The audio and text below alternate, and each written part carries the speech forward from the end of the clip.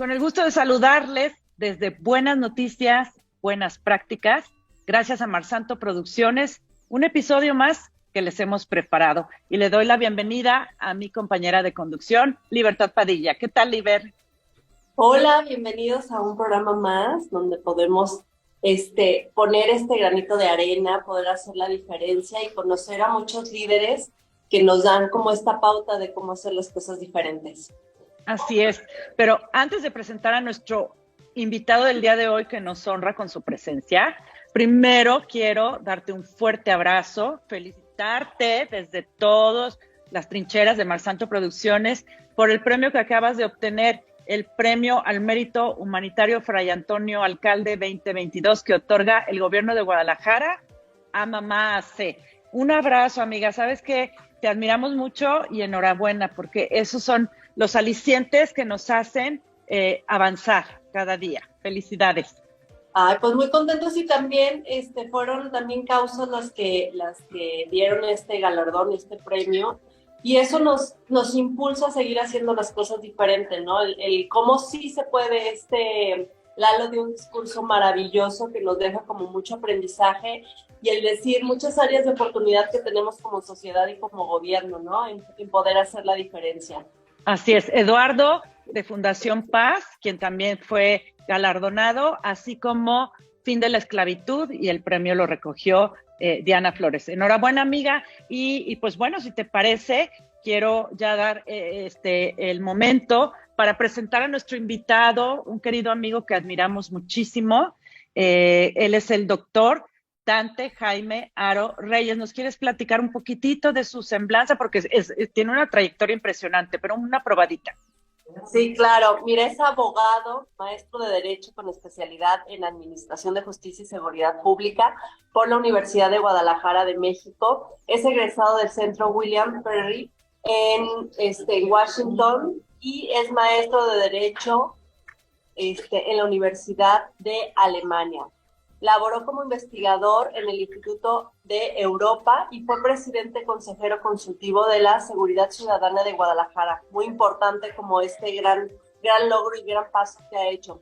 Fiscal de Derechos Humanos de Jalisco y secretario para eliminar y prevenir la discriminación. Muy acertado como todo este perfil y sobre todo cómo hacer la diferencia en tantas necesidades que tiene nuestro estado. Si nos compartes un poquito más, Marce.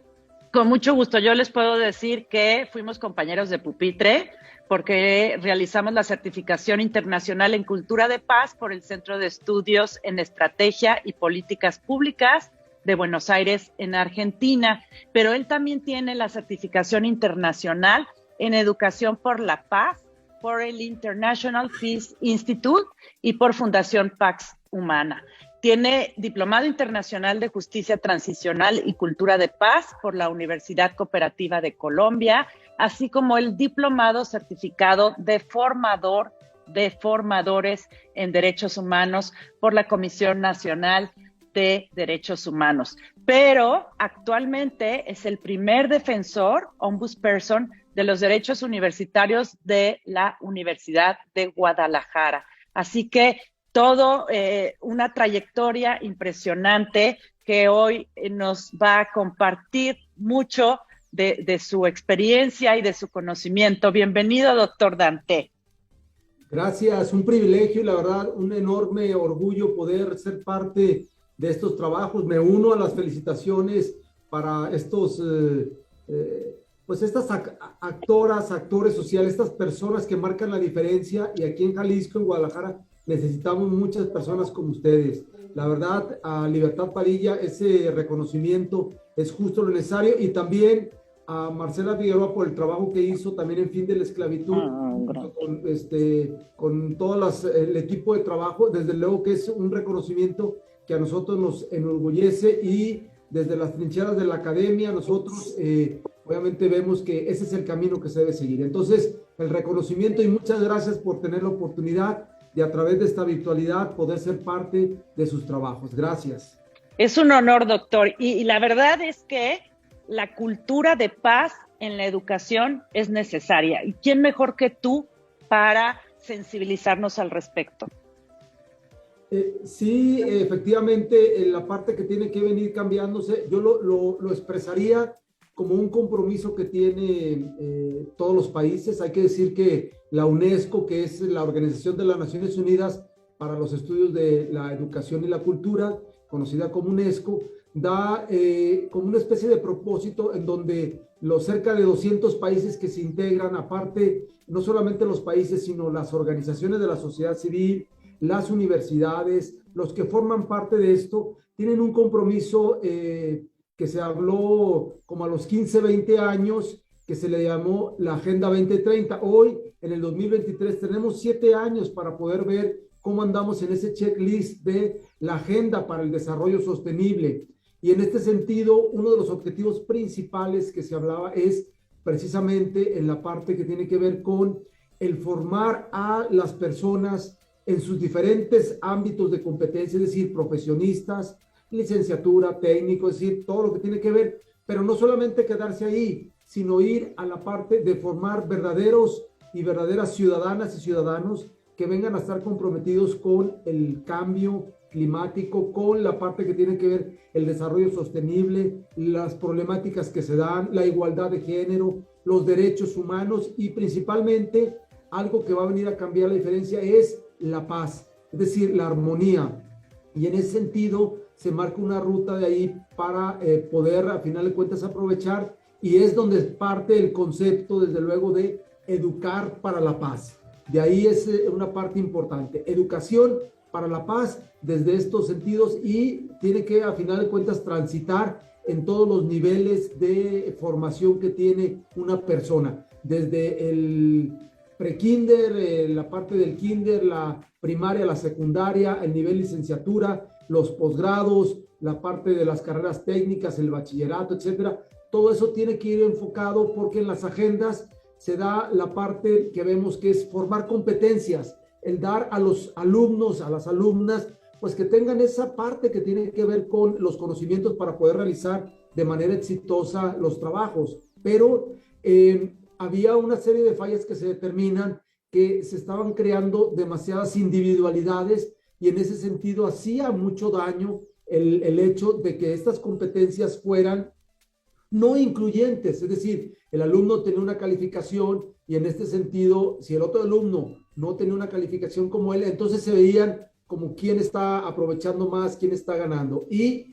el cambio de paradigma que se tiene que hacer desde el cambio de educación para la paz es, a final de cuentas, encontrar las diferencias, las diversidades, pero que todos a final de cuentas puedan rehacer la parte de contribuir hacia lo que es nuestro planeta, nuestra sociedad, nuestra comunidad, las demás personas. Esa es la diferenciación que se hace, y educar para la paz es pues tomar conciencia desde pequeños en la civilidad, el civismo, en los valores, en la parte que tiene que ver con una serie de preceptos que hoy en algunos, hay que decirlo de manera muy clara, se habían estado dejando de tomar en cuenta. Esto es, en principio, obviamente, cómo es a nivel general, cómo podríamos nosotros entender la parte de educar para la paz de manera proactiva.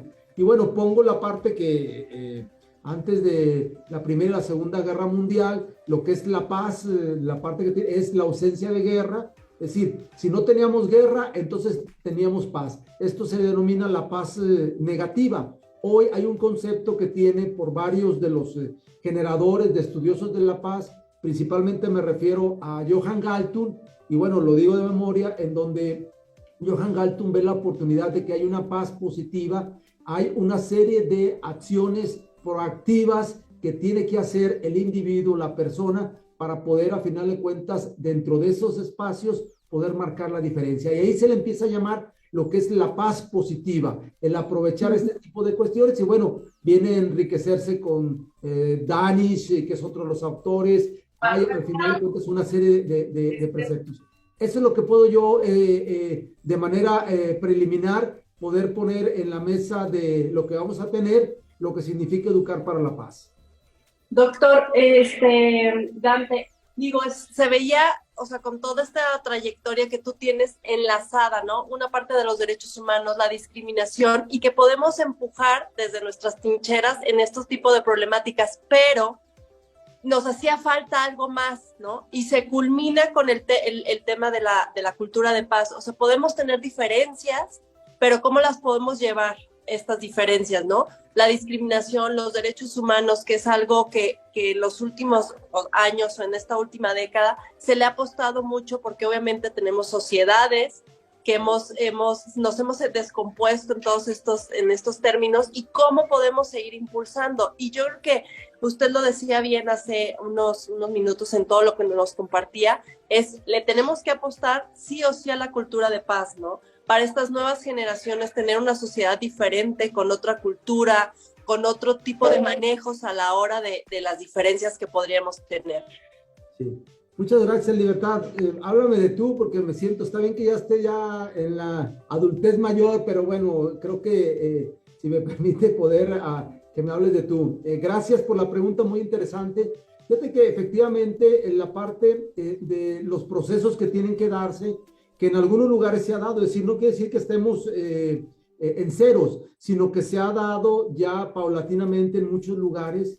Y el caso específicamente de México, y luego lo aterrizo a Jalisco, en la zona metropolitana de Guadalajara todavía más, el poder encontrar lo que está sucediendo actualmente. Tenemos una serie de graves problemáticas sociales, de problemas de inseguridad que no podemos negar, tenemos problemáticas económicas, tenemos una serie de cuestiones, y entonces aquí hay una serie de variables que tienen que atenderse, y el abordar los problemas de manera multidimensional, multidisciplinaria, como bien se ha establecido, desde luego es una parte importante, y la contribución que se tenga desde el punto de vista de la educación, desde las generaciones que están obviamente menores, que están por venir, es una de las resoluciones que se tienen. Así le apostó Corea, dando más del Producto Interno Bruto a su educación. Así lo han apostado otros países, el caso específicamente de Uruguay, el caso de Chile, por hablar de países obviamente hermanos de Latinoamérica.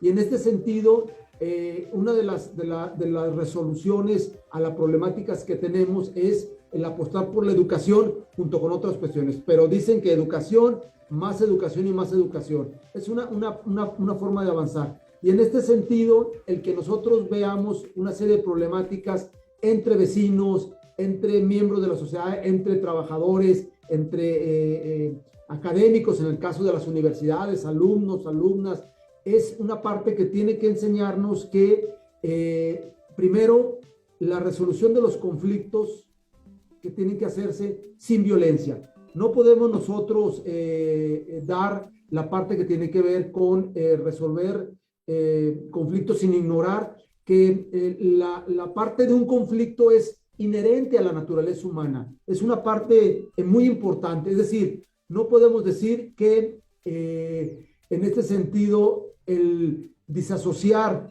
a la humanidad con los conflictos, pues es a final de cuentas un error, sino que el conflicto está ya en la naturaleza humana. El gran reto, el gran desafío es cómo podemos nosotros resolver esos conflictos sin llegar a la violencia. La violencia, ya lo decía Johan Galtung, es un conflicto sin resolver.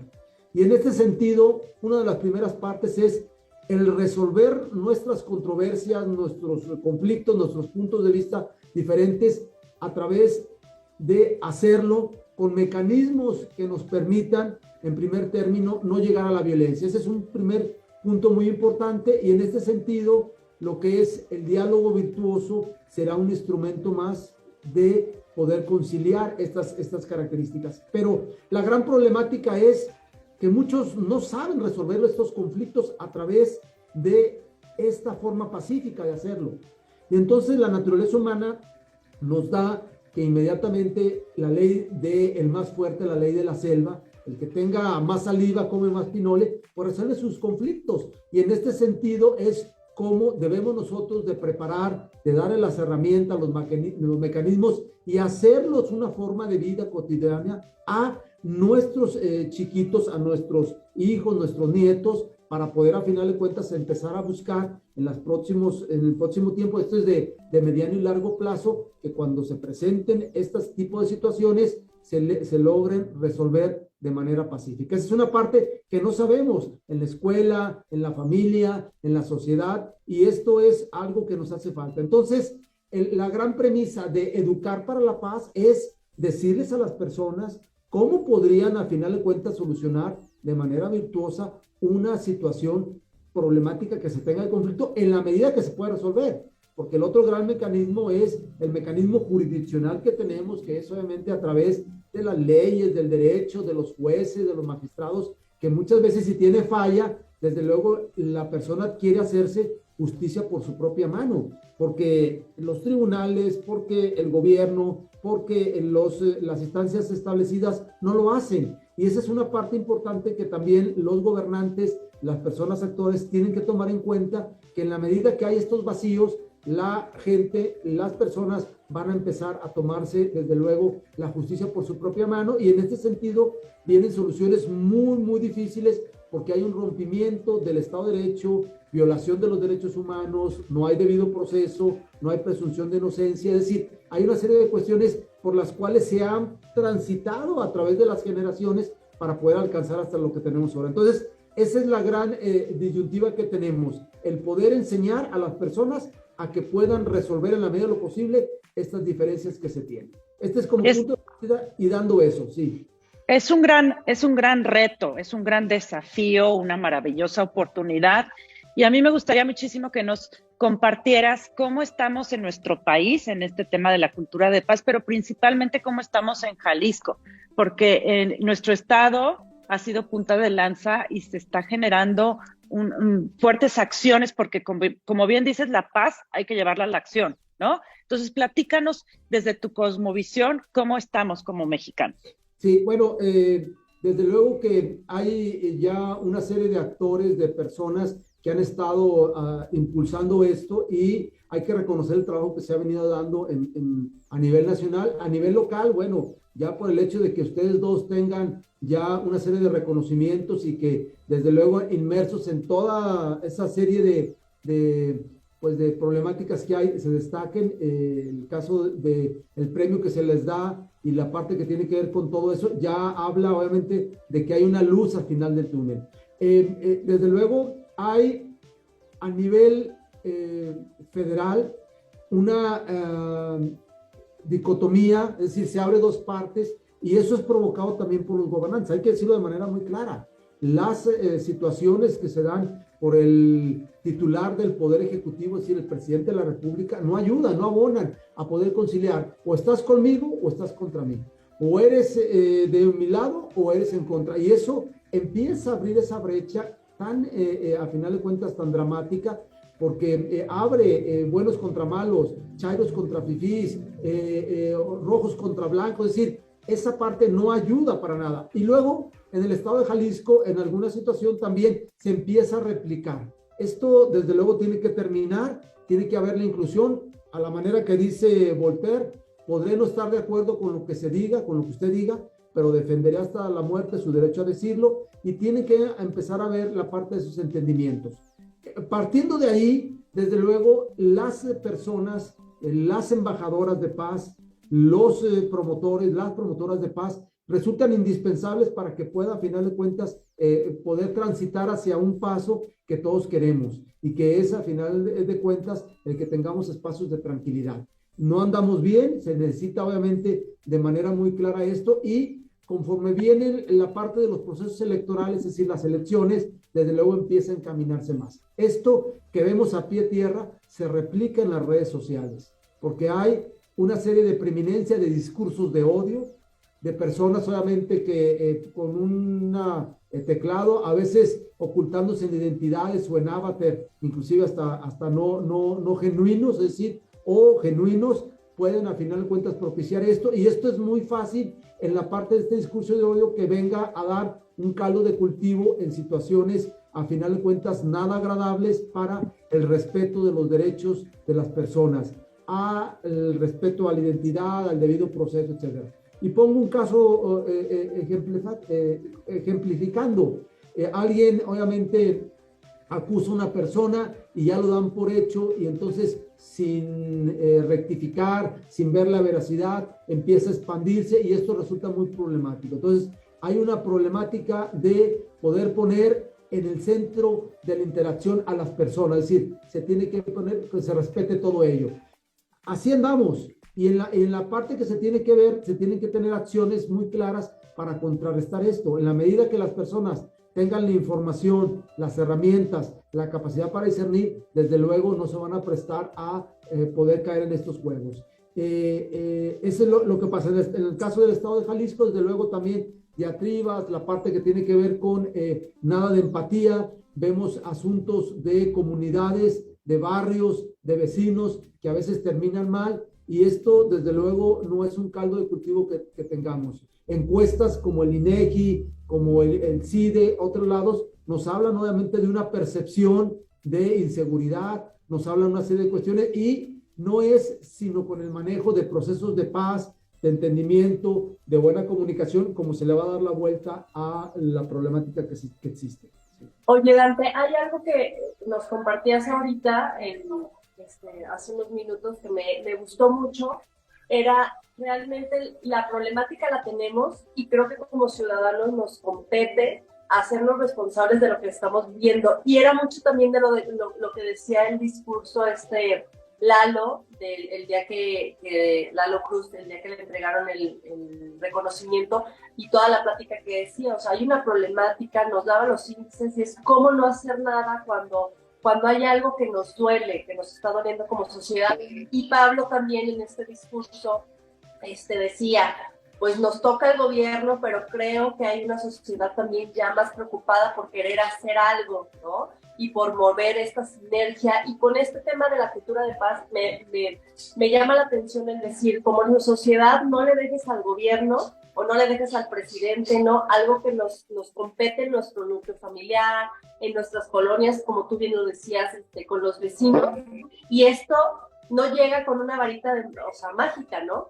El escuchar el término de la cultura de paz no va a cambiar nada si nosotros como sociedad no nos metemos a fondo y le apostamos a cambiar nuestro entorno. Y eso, conlleva, y lo decía Marce también, una de tus muy buenas amigas de Cultura de Paz, la doctora Verónica, él decía, nos toca todo, y es un control interno, es un control primero, y mi papá tenía una frase, para cambiar el mundo cambio yo, ¿no? Entonces, primero tengo que tener las herramientas como individuo para contener mis emociones, para poder estar a lo mejor en una situación no cómoda, ¿no? Con los vecinos, con esto, y cómo poder discernir bien esta problemática y abonándole con la cultura de paz.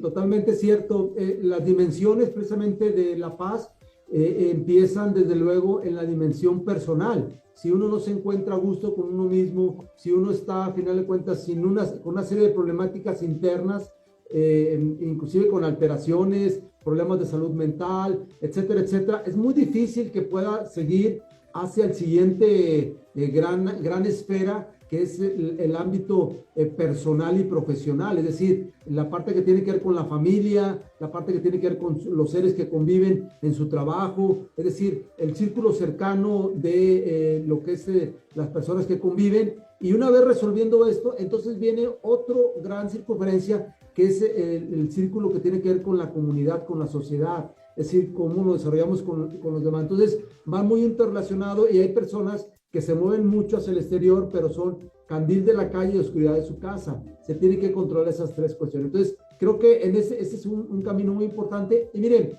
hablando de esto, yo les comento que acabamos nosotros, y ya pongo el caso específico de la Universidad de Guadalajara, porque hicimos una licenciatura que se acaba de aperturar, que es la licenciatura en Constructor de Paz y Seguridad.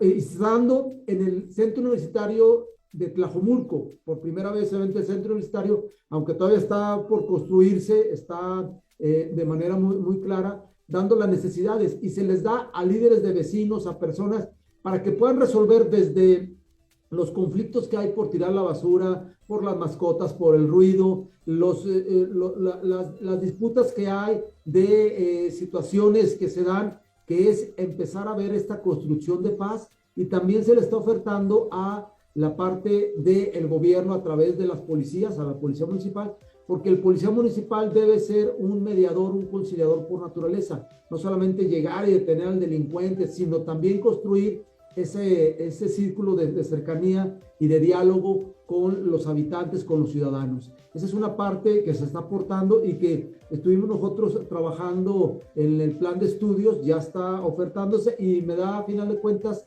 luz para poder decirle que efectivamente se tiene que trabajar mucho en construir esta serie de espacios. Nosotros en la Defensoría de los Derechos Universitarios estamos nosotros identificando, desde luego que en toda la red universitaria, como debe ser en todas las escuelas, el día de mañana estaré participando en un congreso con los maestros por la paz, que a final de cuentas son maestros de secundaria y de primaria, que a través de los sindicatos, de las secciones aquí que pertenecen al estado de Jalisco, estaremos participando precisamente en poder indicar que el docente, la maestra, algunos alumnos se van a convertir en replicadores de promotores de paz. Entonces, sí se me hace muy importante el poder decirles a ustedes que el camino se necesita obviamente de muchos aliados, de muchas luces para poder resolverlo. No es de manera muy fácil.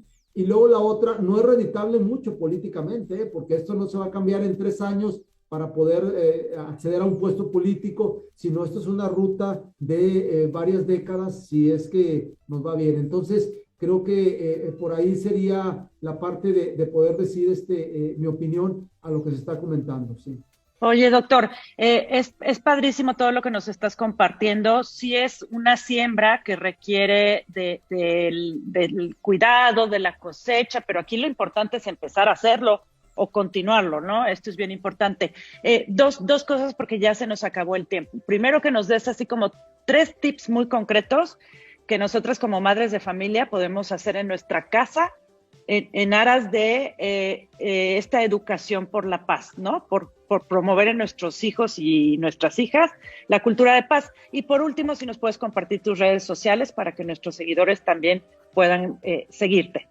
Claro, sí, nosotros aquí, bueno, en los trabajos que hemos visto y con las capacitaciones, el primer punto que tiene que verse es tener la sensibilidad. Es decir, si viene el hijo o la hija o viene el vecino, eso, primero la sensibilidad.